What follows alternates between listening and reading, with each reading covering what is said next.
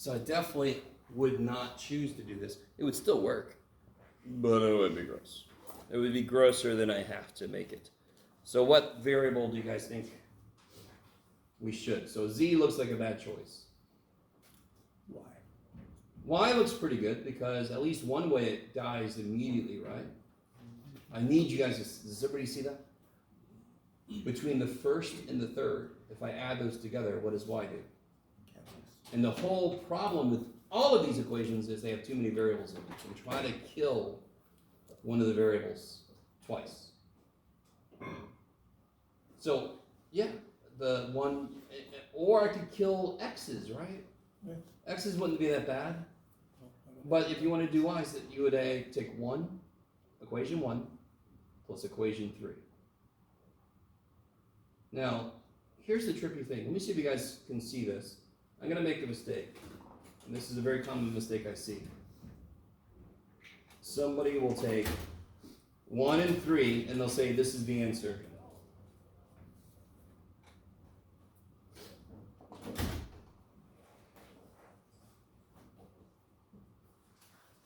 Is that what it should be? Can you guys see what they did? I have a very strange image in mind about this mistake. Do you see that if you add these equations, do you all agree the y's would cancel? Between the first and the third? To me, it's kind of like they put the two equations together. This is such a weird thing, but this is what I see it in my head. They put the two equations together and the y and the negative y popped like bubbles. And then you just wrote the second one down. But that's not how it works. The only way the y's cancel is if I actually add the equations together, yes? Okay. So if I add 1 to 3, what do I get? You get 4. It's amazing. You get the fourth equation, and what would that equation be? Literally just add the two equations together. Negative x. Plus 4z Yeah, plus 4z equals 2. I love it. That looks like a pretty good little equation, yeah? First step, pick a variable to kill. Second step, kill that variable. What's the third step?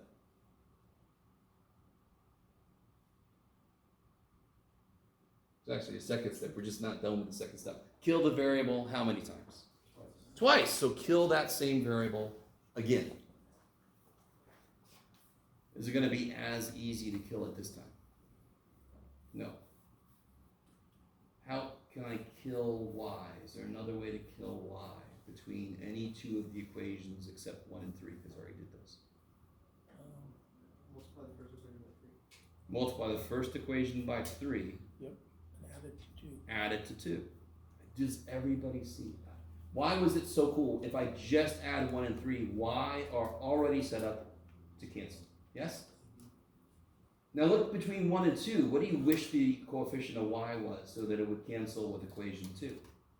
You wish the coefficient was 3. You can make any coefficient in any equation be any damn thing you want to because you can multiply by it. Except 0. I really want you guys to understand. If I multiply the first equation both sides by 3, have I changed the equation? No. The answers are still the same. I haven't changed the equation if I multiply both sides. I've just made it look different for a moment so that if I add 1 and 2, they'll actually cancel. Are you guys? Okay. So if you want to, we could do that one together.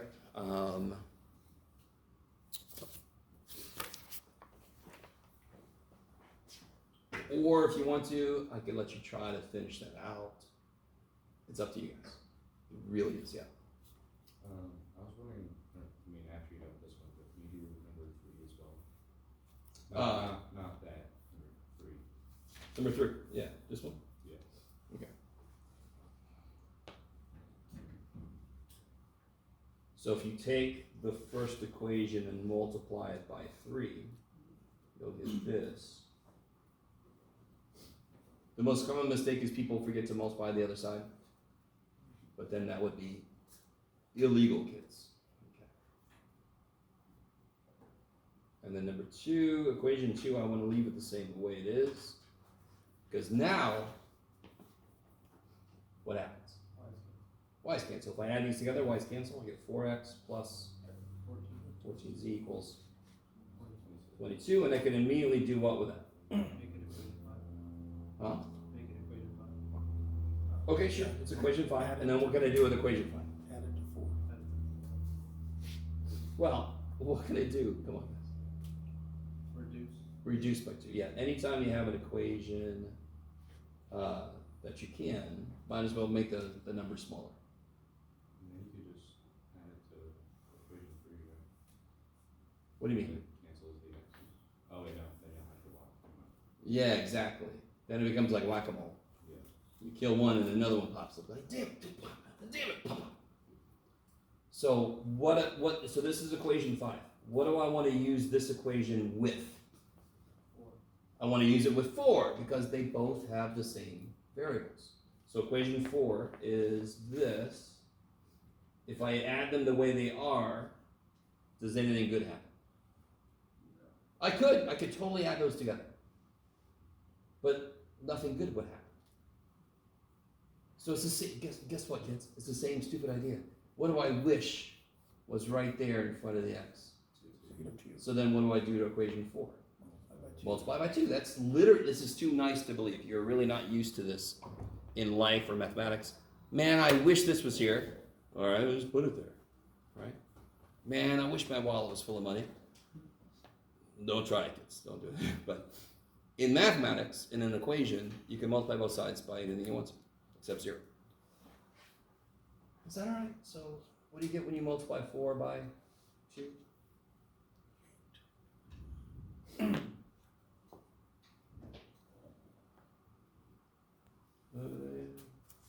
What do you get when you multiply equation 4 by 2?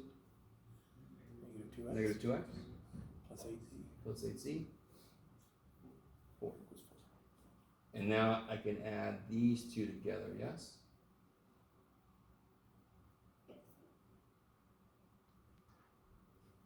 So I add these two together, those cancel like we set up. This becomes 15z. This becomes 15. Holy shit! So we know z. 1. The minute you know one variable, you fall one step back and you can figure out the other variable. Yeah? Or you can use this equation. Doesn't matter. Either one of these. This one's a little better. Sort of. But it doesn't matter. Once you know one variable, you fall one level back. You get the other variable. Once you know two variables, you fall all the way back to the original shit and you figure out the third variable. That's the dominoes.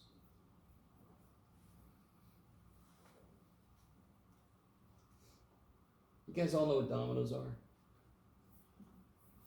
Okay. It's really funny. I'm so freaking old. I remember references I've used forever. Slowly but surely, less and less people pick up on it. I'm like, holy shit, do they know what dominoes are? Not the pizza, but the little... Right, the little domino. Okay. All right.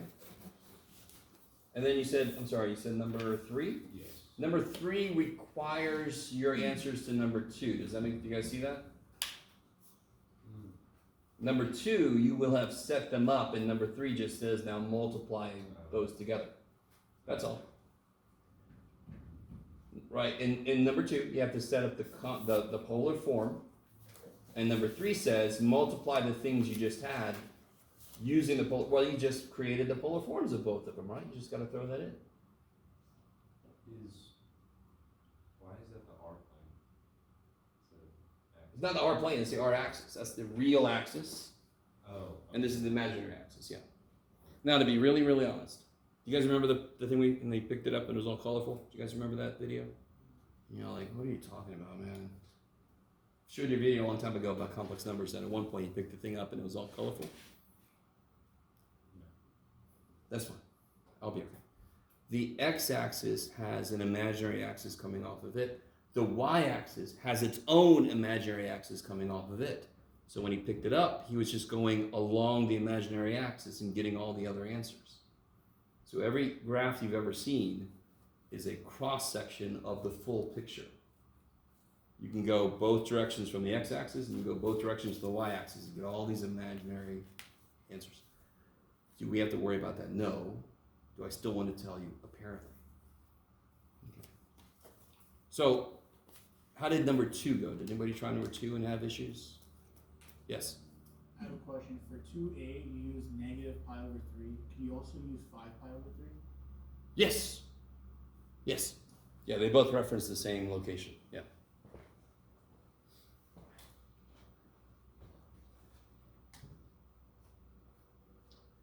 Okay. And the three over rad 3 is just x and then 9 is y, right? That's how you make, I don't understand what you did on the right side. Let's see. Where are we at? Down here? No. What are you talking about? Right there. What about Yeah, on the screen. The arrow pointing from here? A to, yeah. Yeah. So how do you get the length? But I'm asking you put the rad 3 as an x, the square. Yep. To make r, right? And then the coefficient of I is my y. Okay. And which makes sense, because again, like you said, this is the x-axis, this is the y-axis. Yeah. So it doesn't matter that that's not really the x and y-axis anymore. They still are at 90 degrees to each other. I still create a triangle when I draw a line. I can still do all the same stuff with like finding out hypotenuse and all that kind of business. That's really the only reason I put the theta there, so that it's sort of like living in the little triangle. But 5 pi over 3 is the same angle. Yeah. Ends up in the same place, I should say. For B, I also use radians instead of like a fraction. Like radians and decimal. Is that Yeah. You have to pretty much. When you get theta, the arctangent of 3 over 5 is not nice. Yeah. So you have to use well, you don't have to use a decimal approximation, but I would let you do so. Yeah. And again, right now, a question you could ask is, hey man, can we do 2B? Let's do it. Oh, okay. All right. So sometimes I wonder if students really understand how review day goes. Everything is open to discussion. Everything. You can ask a question about, let's keep it to pre-calculus, probably, basically, the test coming up. So let me see. For part B, I want to convert it to polar form. So right here, I put this down. That's the polar form of a complex number, yeah? Z is the variable we use for complex numbers. It just is. Kind of makes sense. X and Y are both kind of real numbers, so Z we use for a complex number. Yeah. And we normally see it like this. So let me write it again here. So the general form of a complex number in polar form is this.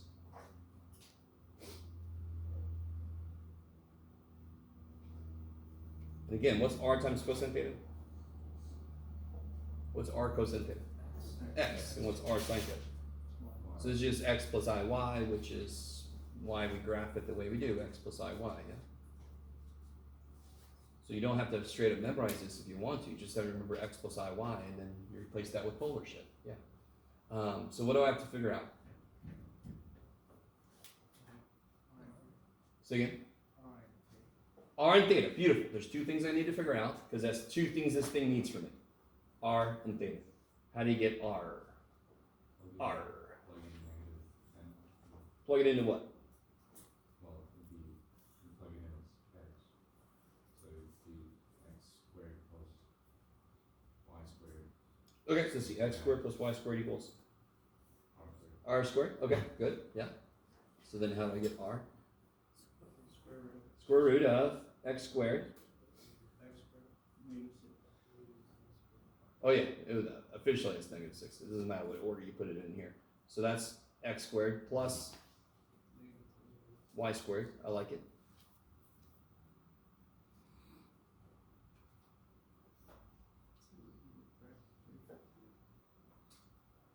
So this would be 36 plus 100. So 136. Now real quick, the last two digits are 36. 4 goes into 36, therefore 4 goes into 136. 4 goes into 125 times, 4 goes into 36 9 times, so 4 goes into 136, 25 plus 9, 34 times. Holy shit. Or you just divide 136 by 4. So whenever you have a radical, what do you have to check? You gotta make sure if this thing simplifies. Which means, is there a square number that goes into this? So I can rewrite this as 4 times 34. So I get 2 rad 34. Okay.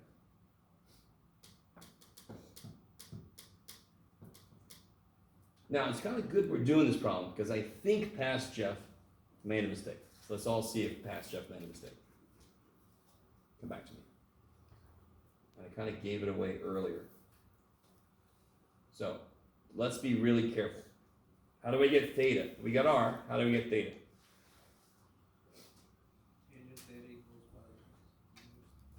Yeah, tangent theta equals y. And what's y? Negative 10. And what's x? Negative 6. Okay, I gotta look at my key. I'm not sure how many mistakes I made. I'm pretty sure I turned this the wrong way around, which is just awesome. I love that shit.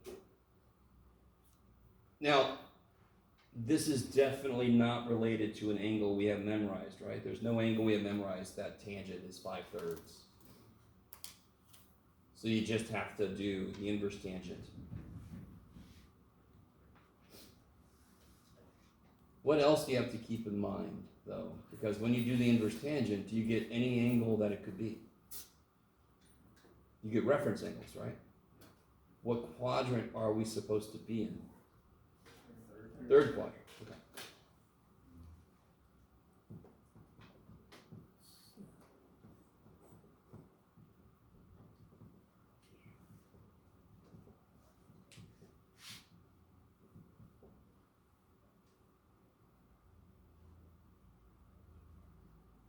So, what do you guys get in your calculator? It's going to be the wrong answer, but let's start there. 1.03. 1.03. Okay. So, let me see you guys roll. Where's the first quadrant go from to? Oops, you guys see that. 0 to pi over 2. What's pi over 2 roughly? No. 1.1. Pi is roughly 3. So what's pi divided by 2 roughly? 1.5. So where's 1.03? A little less than that. So that's in the first quadrant, correct? What did we just say where we're supposed to be? Third quadrant. So what do you have to do with this then? So we're currently here. Add pi to get there.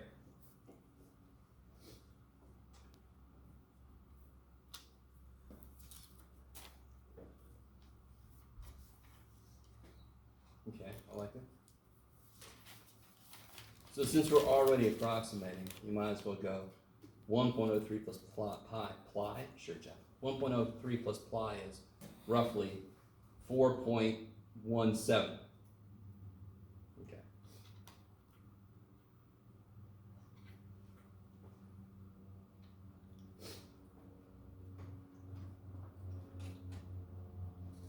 Hey! Yeah, and I can guarantee you that's not what I got. I love it. It's fantastic. So I'm glad we're doing this right now. So, Is that it? put this all together. I love it. Jack's like, dude, just one more step here, man. What's the polar form fully? Yeah, R times cosine 4.17 plus I sine 4.17. Oh geez. Poor little, oh no. Ah! Sorry. Poor little guy tearing him apart. Yes.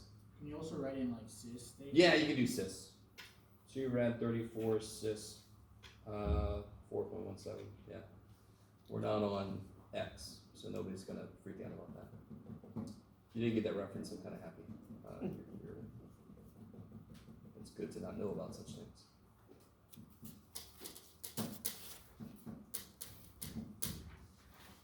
Yeah, let me see. What did I get? Yeah, I got horrible shit. Let's all make fun of Jeff for a moment. I got that because first off, I turned this the wrong way around. I drew it, and then I forgot to actually add pi to the damn thing. Good job, Jeff. So when you get this key from me, just put a little laughing face. But now we all know what the right answer is supposed to be. That should be 4.17. Now what really, really sucks is that, like I said earlier, you take these two and you multiply them in number 3. So I'm gonna pretend for a moment as if I did this on purpose. So like if I had a problem where I asked you to do this, and then the next step says, okay, take what you did and do this. If you got this wrong, you'll lose points here. So I'm still averaging about a 97 on my answer keys. If you then do everything perfect down here, but you use that wrong answer, you won't lose any points here. You only lose points once. As long as you do this stuff right here. And of course, how do you multiply two polar form complex numbers together? You multiply the r's, and you add thetas. Yeah. So if you put plus 5 pi over 3, that's still good, right? You could use negative pi over 3 here, or you could use 5 pi over 3. Those are both the same thing. Okay, so this should be, Wait, if that's the case, wait, never mind. so this right here should be 4.17. And so down here, there should be 4.17 minus pi over 3. Okay.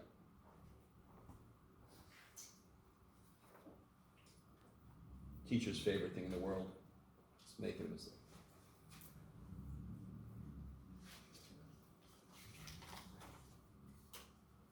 So those are those. I kind of like to do this because if I just ask you this question myself, that's like a lot of work in one problem. Because this is its own problem, this is its own problem, and then you have to multiply the two together. Yeah. Okay. All right. Yes. And then if you're dividing those, the thetas are subtracted. Yes. If you're dividing two complex numbers, you divide the r's, you subtract the angles. And then again, it's not immediately obvious why the hell you would do that, but we did prove it.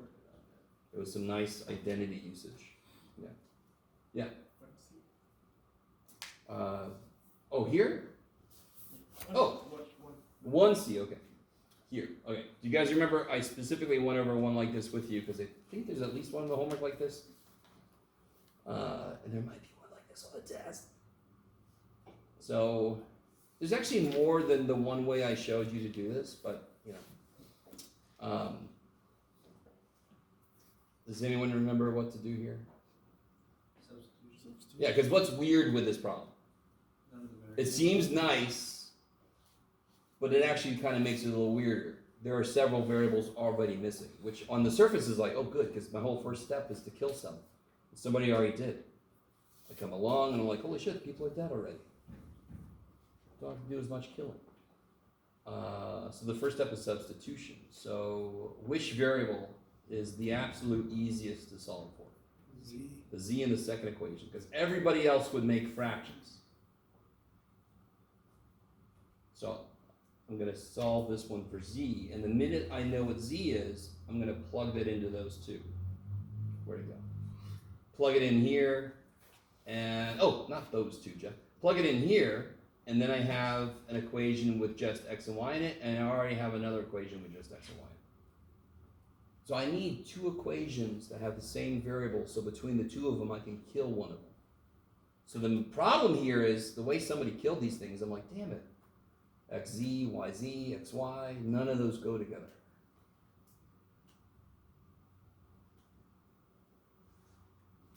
So if you solve this one for z, and then plug that in there, the first equation will have x's and y's, and it will work together with the third equation. Okay.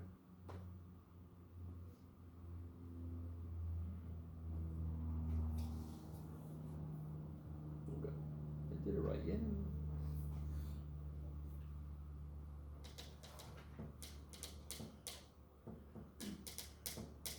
Can we go over 6B?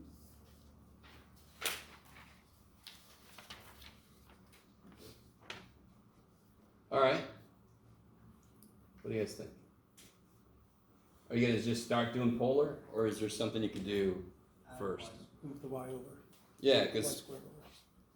y over x, does that mean anything to you? Tangent. That's tangent theta. 9x. X is r cosine theta, right? So those are nice. I could do x squared and y squared separately. I could put what x is, what y is. But what else am I always looking for? I'm looking for y over x. I'm looking for x and y. I'm looking for x squared plus y squared. And sometimes I think students feel like, oh, I'm not allowed to change this because this is what it gave me. But of course you could change it. You can simplify it. If I add the y squared over, that's awesome.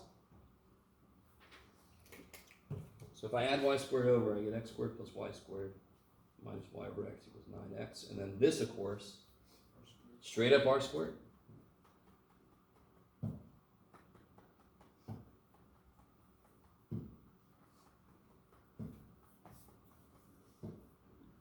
And you already told me what this is and what this is. So then, if I ask you to change something to polar form, you better end up with only r's and thetas. If you still have an x or still have an y, it's not right.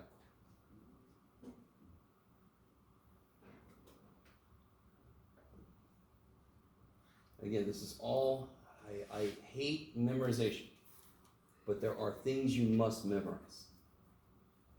And to be really honest, everything we use for this, we had to memorize before anyway. We know x squared plus y squared is r squared. We've known that for a long time. We know cosine theta is x over r, therefore x equals r cosine theta. We've known that since we first started doing trig. Yeah? So, I mean, again, this stuff just utilizes things we know already, just in a different way. Is that okay? So this one ends up being a lot like this one, just in reverse. What about this one? What do you wish was in front of the sign? You wish there was an R there. What do you wish was over here, not just an R? You wish it had a R squared. Do you want to square both sides? No. Hell no, I'd have to FOIL this shit out. Are you kidding me? What's a better way to make this R squared? Multiply by r. Yeah, if you multiply both sides by R, it takes care of this weirdness, and it puts an R there. Do you guys see that? So again, it's all a question of, what am I looking for? And if I don't see it, how can I make it happen? If I see a sign sitting somewhere, I'm like, oh, that poor little sign dude, what's an R? If I give that poor little sign dude an R, that becomes Y. If I see an R all by himself, I'm like, I kind of want to make that R squared. Because then it's just x squared plus y squared. I don't want to put a big old square root in there. Okay, and that kind of gives the game away for part C. I see an R by himself, what am I going to do first thing? If I multiply by R, I have an R by himself on that side. So that's the whack-a-mole thing. What's the other way to make this squared? Square both sides, yeah. Do you see that? Do you see that? So, real quick, this one I don't want to square, because if I square it, I have to FOIL this. Do you ever want to FOIL that? No. This one, if I multiply by R, the whole issue becomes an issue on the other side too. Okay. So this one, the right way to do that one is to square both sides. And the right way to do this one is to multiply both sides times R. Okay, maybe. And it literally is just that. If I'm trying to go too rectangular, I'm looking for tangent. Tangent, I love tangent. Tangent's all, you're awesome, tangent, because you just become y over x immediately. I'm looking for r sine. I'm looking for r cosine. I'm looking for r squared, because I have conversions for all of those things. If I don't see those, I'm like, how can I make those show up? Because then I can just directly convert them.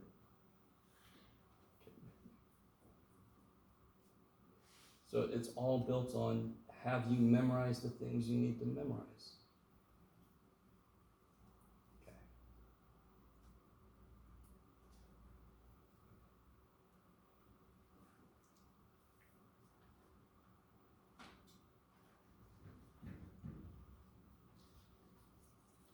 Uh-oh, real life lag. We talked about this one last time.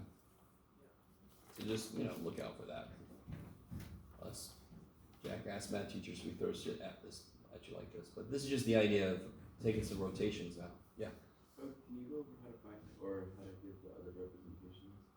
Oh yeah, sure. The funny thing is, real quick, like part B, how do I graph this? Somebody describe to me how to graph that. Look at 11 pi over 6. So look at 11 pi over 6. Good Lord, if I could see anything, that'd be amazing. There, 11 pi over 6. Go back 4. And then go back 4. 1, 2, 3, 4. Now what's really funny is if you graph it first, very often you'll immediately see another way to write it. So what's a more straightforward way to tell somebody how to get to that point? You could tell them to look in what direction?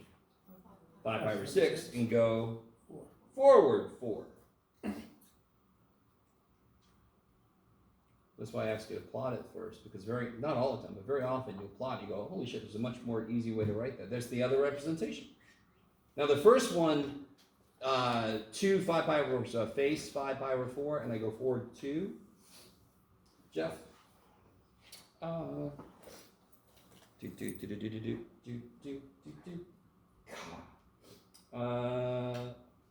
There. Where am I looking? 5 pi over 4, Jeff. Where are you at? So then 2, 1, 2, shabam! So holy crap. What's another way to write that point then? I can, sort of like what we did here, I could tell somebody to look away from the point and walk backwards, correct? So if I want them to get here, I can tell them to look at what? Pi over 4. Pi over 4 and go Negative 2. back 2. Now, are those the only acceptable answers? Couldn't you just write the same thing, negative 4 comma, and then you can add 2 pi to this, correct? You with me? That's always an acceptable. You could do that every damn time. And if I say give 2 representations, to be really honest, you could just add 2 pi twice. Unless I say, like I said on the quiz, I think it was 1 with r greater than 0, 1 with r less than 0. You could be pretty rest assured that I probably will do that. So you can't just keep adding 2 pi, right? Let me see if you guys, how far apart, I'm going to push my luck a little bit. How far apart are 5 pi over 4 and pi over 4? Pi. Pi. If you ever want to change r sign, you just change the angle by pi. Kind of makes sense. If I go forward to looking this way, I get here. If I look back to, so again, if I just add pi, now I got to walk back to, and now I'm back at the same point it was, yes? Do you guys kind of see that? Do you have to know that to be able to do this? No. Is it an interesting little side note? So if I make a full rotation, I still go forward. If I make a half rotation, now I got to walk backward. Okay.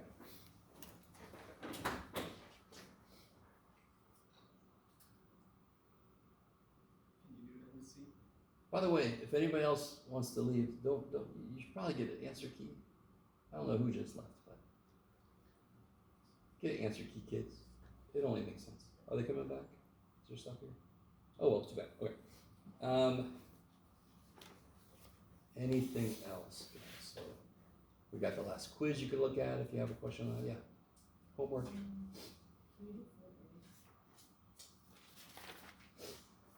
Oh, okay. I think I sort of started here. Yeah. This is trying to say pi over 2.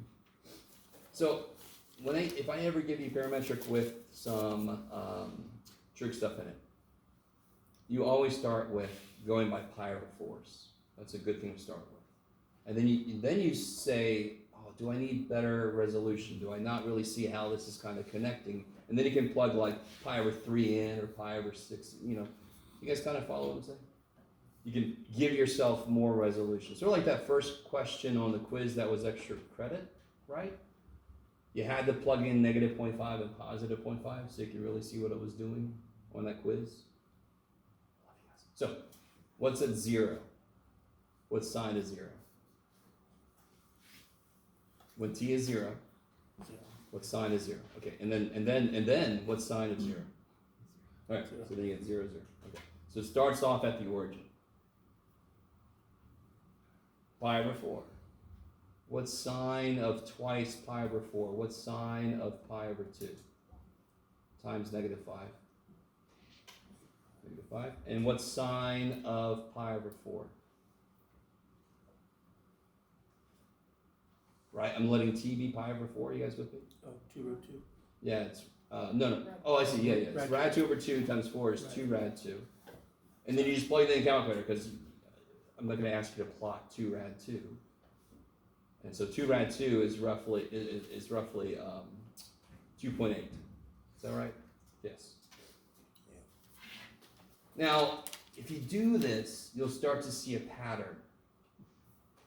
So very often with trig functions especially, and you should all know this is going to happen because they're repeat values. You don't have to make the table all the way to 2 pi. You should start to see what it's doing. It's going to go -5, 5, and then, you know, the 2.8s are going to kind of repeat and become negative, and you're going to start to see a pattern. You don't have to make the whole table. Can you make the whole table? Yeah, sure, you know, if you want to. Did anybody get this graph, do you think? I think. So like, It's like a so far I got 0, 0, -5, 2.8. That's what I got so far. So far it's going like that. Yeah. What's pi over 2? What's sine of twice pi over 2? What's sine of pi? Sine of pi. Sine of 0. pi is on the x-axis. Sine don't like x. That's 0. What's sine of pi over 2? Everybody with me? If I plug a pi over 2 in, twice pi over 2 is pi, yes? Yeah. Okay, so that's 0. If I plug a pi over 2 in, what's sine of pi over 2? 1 times 4. So now I'm at 0, 4. So then it takes this turn. Do you see what I'm saying? So it looks like I can follow what this thing is doing pretty well. And what's neat is you'll end up with this, basically a figure 8. If you do this. Where it kind of flattens out at the top, flattens out at the bottom. It's a nifty shape. How can you check yourself Okay. before you wreck yourself? What do? You're gonna have a graphing calculator, right? So I showed you how to do parametric.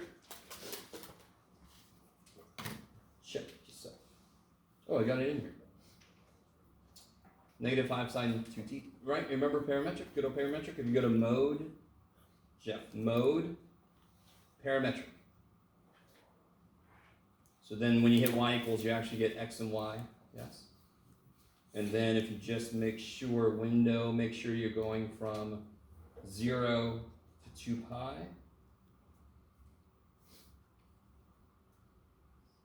Right? 0 to 2 pi. Graph.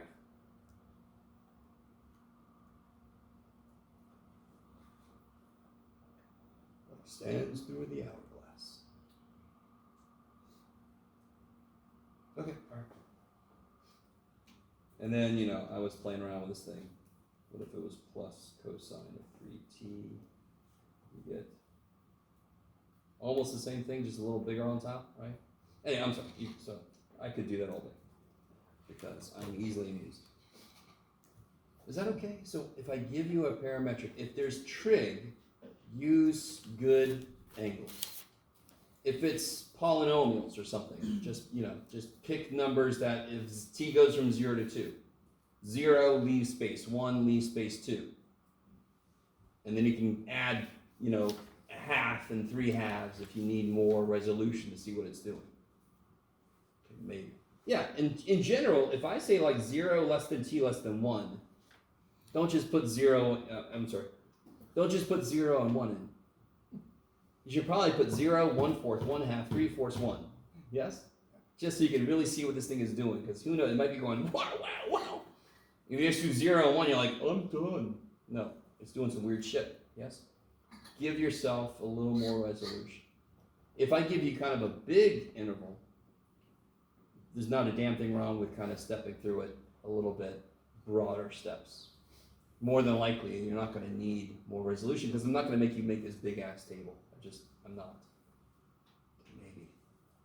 Oh, and one thing I want to show you. Do you guys remember how to make the calculator give you a table of values? Probably hit the table button, right? I think I currently have this set up to go by pi over 4. Do you see at pi over 4? Do you see it's negative? Oh shit, do I have the right? Oh, that's right. I forgot. I changed it. Sorry. Jeff. You silly boy. Okay, see, look. Negative 5, 2.8. Yes? Ooh. Interesting. So this is kind of cool. When you do parametric, the table becomes a TXY table. It's nice. So we've looked at table before. If you change the mode, your table changes. You guys notice there's a polar mode? I think I did this before with you guys. So if you go to table, now it's R and theta. Yeah? Now what I like is it makes the table like the way it should be, theta comma R, but it's okay. Anyway. So these problems, fundamentally, it's just plugging values in. Every value you plug in is making a point. So the values you're plugging in will not directly show up on the axis, on the graph. The X result and the Y result make a point that you'll plot, right? Maybe. Now a really good question would be, how the shit do you do 4B? Because 4A is just plugging shit in. 4A fundamentally is not difficult.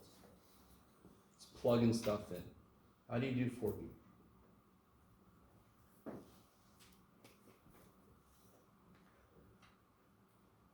Don't you solve for t and then plug that into the other place? Sort of, but that just makes it really gross.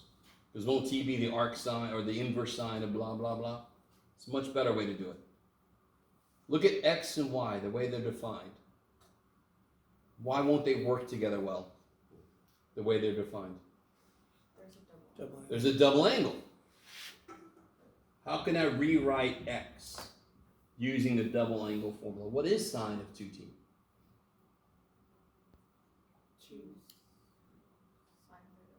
2 sine t, cosine t, right? 2 sin cost, yes? And real quick, I just gotta tell you, I love it. I remember one semester I did something like that, and somebody said, well, that was the last chapter. I'm like, and? The minute you know it, it could show up any damn time it wants to. So this will be 2 sine t cosine t. 2 times negative 5 is negative 10 sine t cosine t. Is that cool? Can any of you tell me what sine t is? I told you. I already told you. Can you tell me what I told you? Say again? Yeah, sine. Look, isn't sine t y over 4? So can't I put that right there? What do I still have to know that I don't know? Cosine t. 2 ways to get it. If you know sine t, you must be able to get cosine t. There's 2 main ways to get it. What's one way I can get cosine t if I know sine t?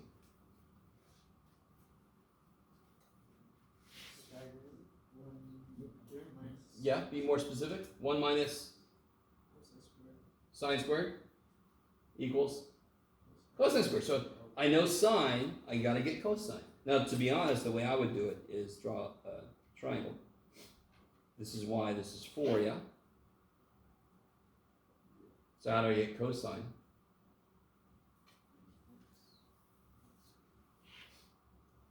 So then, and then I just plug it in. So, especially when there's trig, you don't necessarily want to solve for t.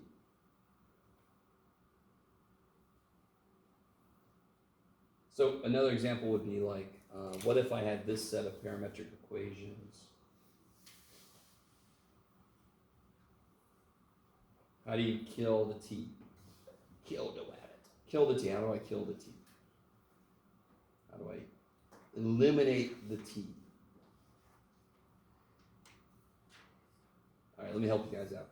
What is x squared plus y squared? From what I've told you. Don't say r squared.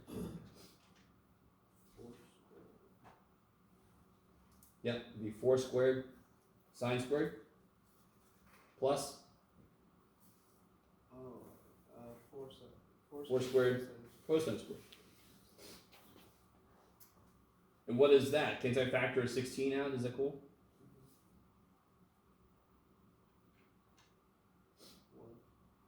16 times 1, yeah? So what's x squared plus y squared? 16. Done! So when I have trig functions, identities will help me kill the t. This happens very often in real life, where if I just square both of them and add them, I get a nice number. This ends up just being circular, right? Maybe? Screw you, Jeff. If the coefficients were different, by the way, real quick, do you guys see how that makes a circle? If the coefficients were different, what shape do you think it would make? Ellipse, because now it's different in the y direction versus the x direction. It would be elliptical then. Whichever one was bigger, it would go longer in that direction, yeah? UFO this way or UFO that way. Love you guys. Do you have to know that for this test? Of course not, because we haven't officially talked about ellipses yet. I just, Circles are ellipses that have symmetry all the way around. Let's see, what have we not talked about yet? Let's see. I think we talked about everything. Holy shit. So anything that's not in here you thought would be on here? I think I got all the ideas. Let me think. This is kind of like a shorter practice test than I normally make. This kind of thing is going to take a little while, right? So it kind of cuts down on the other problems I can give you, because it's not hard, it just takes a little while to do. So I can't give you like 7 of those, and I can't give you like 30 problems total. So I'm going to give you 6 and 29, yeah. For 4B, when it says eliminate the parameter, does that mean eliminate the t? Yes, so x and y are variables. T is a variable, but it's like another level of variable. It's a variable that controls other variables, so we call it a parameter. Parameter has slightly different usages based on what field of math you're in, but it roughly means it's something behind the scenes.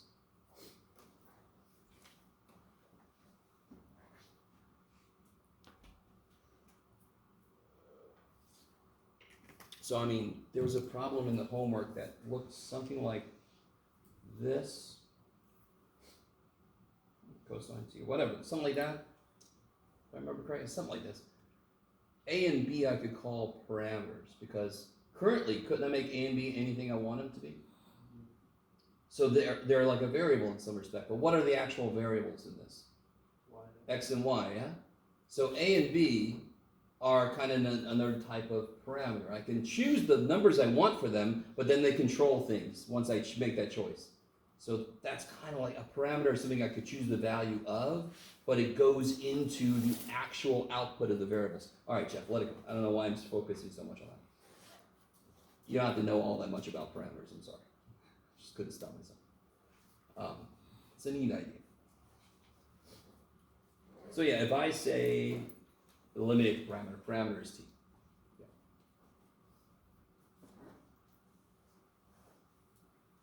I think we exhausted everything on here. I think I exhausted you guys. Yes. 5. Which one? 5. Oh, okay. Beautiful. Thank you. I did talk about this, but that was before the class officially started.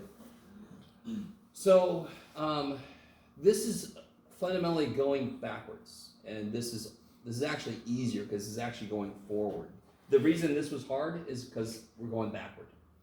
We're trying to, somebody set these up. What was the overriding connection between x and y in the first place? Officially, you could choose any function you want to of t for x and y as long as they end up being related like this. What the shit does that mean, Jeff? Can somebody see which variable does the other variable depend on? Oh, shit, that's another way to say this. Which variable would you need to know the value of first? Y. If I knew what y was, can't I solve for x? If I told you what x is, can you immediately solve for y easy? No. So I want to make y equal to something, because whatever if I made y equal to 7, how do I get x? Plug a 7 in, yes? So what is the most simple function of t that you can let y equal? I love you guys. I love you guys so much. Here, I'll help you out. Y equals t. Is y a function of t? Yes. Is this half of a set of parametric equations? Hell yeah! How do we get the other half? What's x? T squared. T squared minus 3t.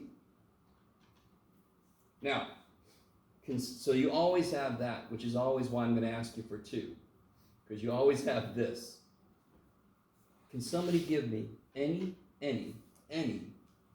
other function of t? Any. 2t. 2t! Holy shit! Alright, Jeff, calm down, I'm sorry. So I'll let y equal 2t. So what would x be in that case? 2t squared. Yeah, 4t squared. Well, yeah, 4t squared. Minus 6t. 16. Now, real quick, did you put it away? No, it's right here. I really want this to make sense. If I plot real quick, does anybody remember, have we talked about this yet? Y equals x squared is this. Does anyone remember what x equal y squared is?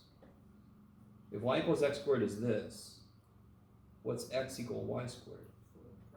This, right? YMCA. Okay. So if I graph either one of these, they're going to make that picture. So, real quick, you can do it. What time is it? Okay, good. Clear. So let's see, we let y equal t, right? And then x was, for the first one, was t squared minus 3t. So this is going to be the boring one. T squared minus 3t. Jeff, okay, you're good. All right. And I'm going to make the window, I'm going to let t go from like negative 80 up to 80, just because. And then I'm going to graph it. Uh-oh. I didn't have to let it be negative 80. Okay. Oh, there it is. Okay, good. Is that what we expected? That's a parabola that's going this way, yes? Okay. If I put in here, in fact, I'll do it in red here. If I put in here, what was the other one? 4t squared minus 6t, that's right. 4t squared minus 6t, and then it was 2t. Graph. I don't know if you're going to really see it. Let's see. It's still thinking. It's coming. All right. Now, the thing that's really hard to gauge here is the red line actually got drawn faster because it's going twice as fast. I need you to see. T is literally time. At time this, the point is here. At time this, the point is here. At time this, the point is here. At time this, the point is here. And that's why it traces out that graph, yes? So the second set of equations we did will still result in the same damn picture, it just does it faster. So couldn't a missile be traveling like this? Yes, right? And then I want to shoot another missile. So I want to be able to get this thing's equation of motion. But there's a third thing. There's the x and y. In fact, let's just talk about 2 dimensions, x, y. But there's also how fast the damn thing is moving. Yes? If I know how it's moving, but not how fast it's moving, I might do this. Oh shit, we're dead. Okay. So I need to know how fast it's moving. Does that make sense? So parametric equations, I need this to make sense. There's roughly an infinite number of ways to end up with this picture. But every way you choose is going to graph it out at a different pace, at a different rate. All right, maybe. So just to show you another, I could let y equal, now what if I let y equal sine t? What's x? Sine t squared. Sine squared t. Minus 3 sine. Now what are the limitations if I do this? Like for this definition, can I get 80 out of this? What would you let t be to get 80? 40. You guys with me? What about this? Can I get 80? No. Can the output of sine be 80? No. What does the output of sine live between? 2 pi. No, that's the input. Not even that, because it goes forever. What's the output of sine? 0 and 1. No, Negative 1. negative 1 so to 1. Yes? Negative 1 to 1. You guys with me? So that, let's try this. You're like, all we do all day is just watch this fool play with his calculator. All right, so what did I just say? Y is sine t. And x is, oh yeah, x is sine squared minus 3 sine, yes? Oh shit and a half. Dadgummit. Everybody watch how good, just clear. Okay. Sine squared minus 3 sine. Okay, it's just that easy, kids. Now if I graph this, it's just gonna do that same thing over and over and over and over and over forever. Now what's funny is, at some point, no, that's right, I killed it. I thought the red was gonna come in, but I deleted it. Why does it, is that the whole thing? That's a piece of it. Remember, it came in and it went, why is that, why am I only getting a piece? Because the outputs for y, how far do the outputs for y go? Negative 1 to 1. And the x was sine squared minus 3 sine. So it's going to have, the x is going to go further, yes? So here the x turns out goes from like negative 2, it looks like up to 4, something. Okay, yeah, 4. You guys at all with me? They're bounded because the outputs for sine go from negative 1 to 1. I really want this to make sense. You all agree this is a piece of the whole picture we had, yes? Yeah. Okay. And just to show you, if I put this back in, I appreciate you putting up with me. It's got to redo the blue. So the blue's going to go crazy for a while. Yeah, there you go. See? I really want to see. So parametric equations. If I choose certain functions to represent x and y, it'll go faster, slower. If I choose other functions, it'll only give me a little piece of it. Right? If I use natural log, the outputs of natural log are all numbers, yes? But if I use e, like when does this, please make this end. Be quiet. If I use e, then x would be e to the 2t minus 3 times e to the t. And let's see what happens here. Yeah, that's fine. Did I get everything in there? Yes.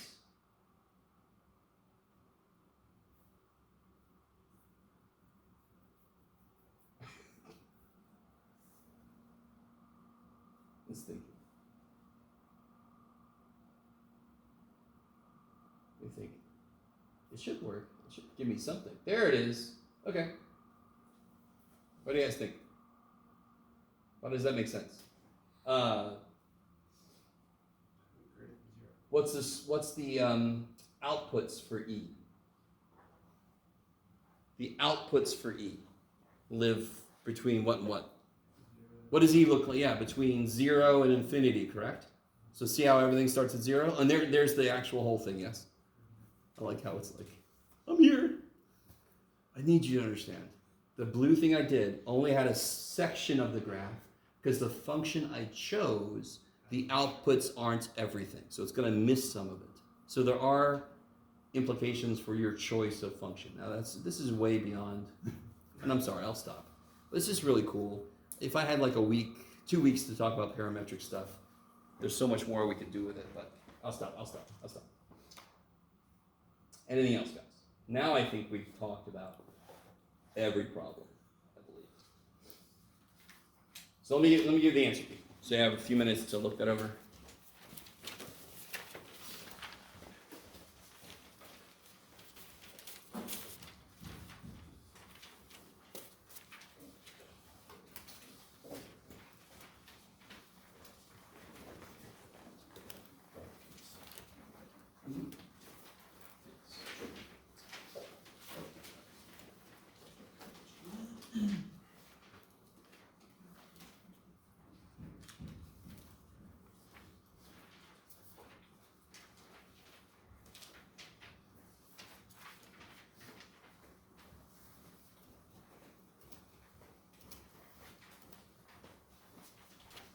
So please, let me see, do I have it here still somewhere?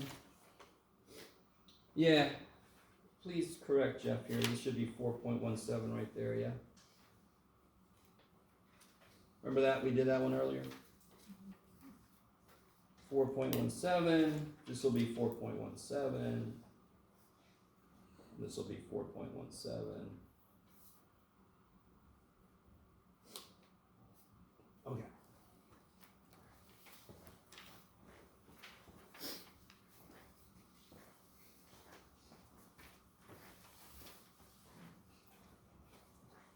Also, when you do the parametric, you should show the direction of motion. So we started at 0, we went here, we went there, so you can show the direction as you go around. That is what the t-axis is. The little arrows are kind of like my representation. The t-axis is not really point in any direction. It's just where I am at certain times.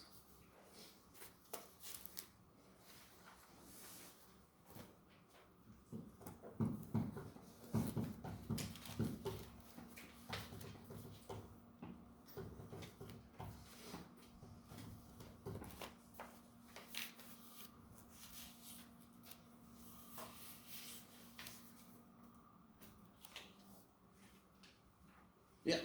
Can you go over finding data when you're converting rectangle into board? Oh, okay. So most often I would give you something like,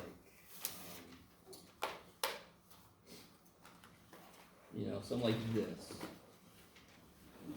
Especially if I'm going to ask you to do more with it, because, so R would just be the square root of x squared plus y squared, blah, blah, blah. So theta, tangent theta is y over x. So tangent theta is y over x. So tangent theta would be -1. What quadrant is that point in? 5, -5.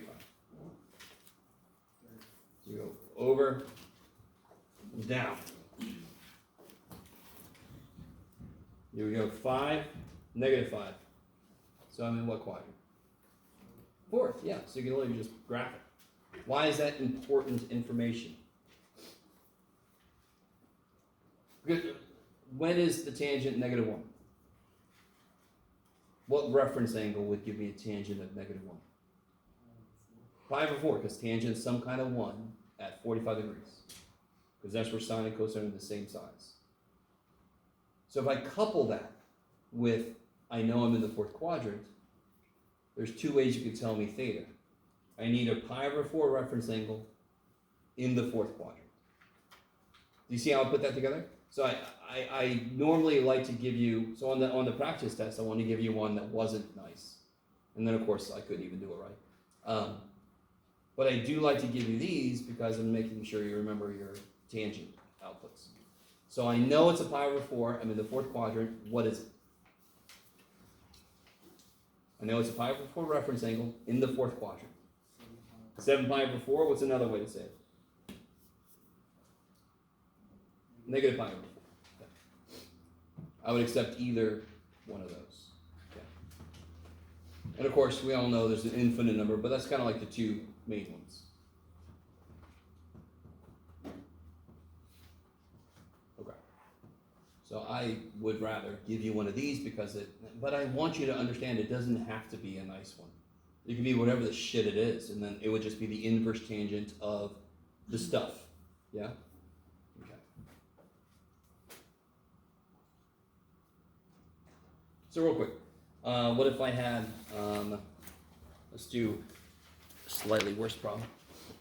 What if I had this, what you got, Jeff? -2, -5. What quadrant am I in? I'm in quadrant 3. Tangent theta would equal what?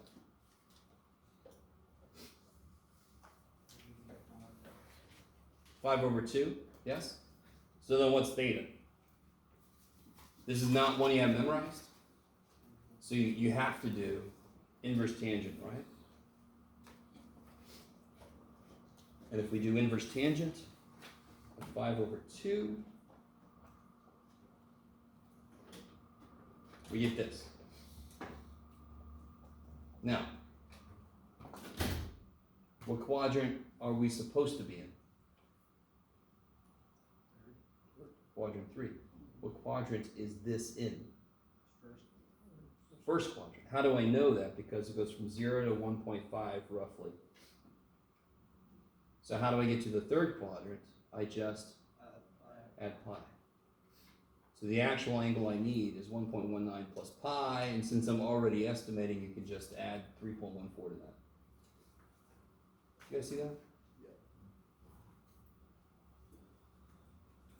So you just gotta remember, anytime you do inverse trig, the angle you get might not be the right one. You have to know what quadrant you're supposed to be in, and we have to finagle it to get it there.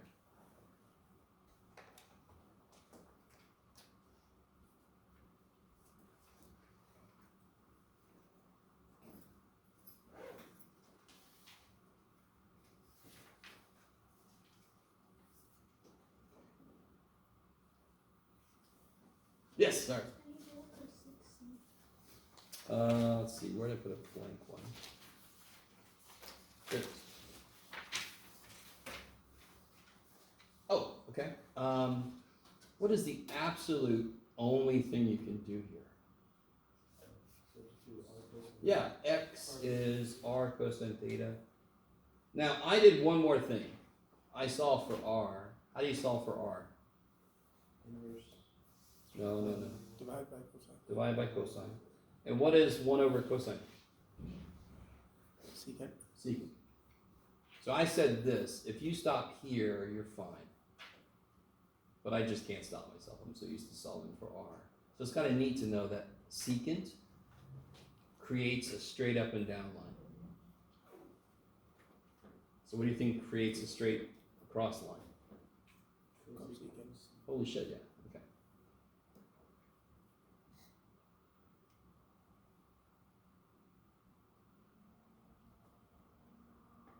Is that the same thing with the next sequence? Say again?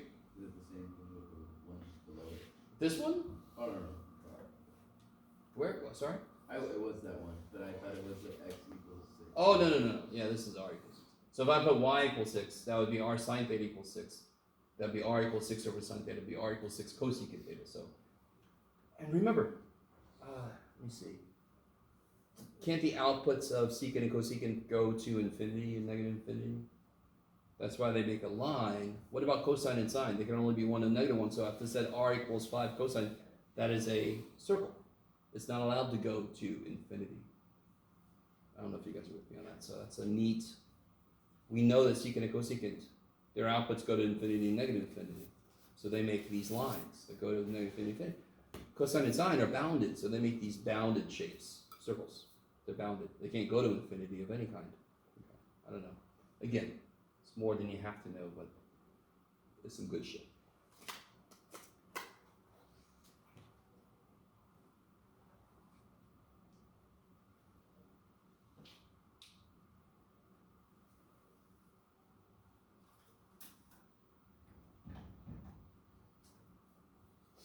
Yes.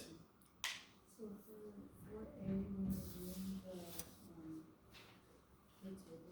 the graphing, do you want us to show all of them? No, like I said, when you have especially trig functions, you do some, and then once you see the pattern, you could just stop and say, I see the pattern or whatever. If you do the one for this one, like you see the one I stopped at some point, they're right here, John. See how I stopped here and I put little dots because it goes negative 5, 5, negative 5, and then it goes 2.8, 2.8, negative 2.8, so I know it's going to go negative 2.8. So I saw the pattern, and then I could just stop doing the table and just start plotting points. Does that make sense? So especially if they give you sine, cosine, some kind of trig, there's probably going to be a pattern at some point. If I give you like x equals t squared, you know, then you're just going to plug points in all the way. Because then there's not necessarily going to be some repeating pattern to that. Yeah. Okay.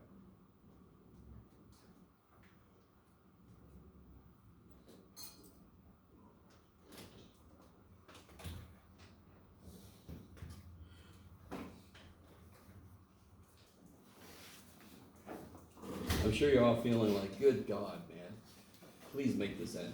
So at least we get a little break next week. Just remember that. And the fact that you're taking a test tomorrow means any time you have over Thanksgiving, it'll just be spent catching up with stuff. You're not going to have new stuff to worry about yet.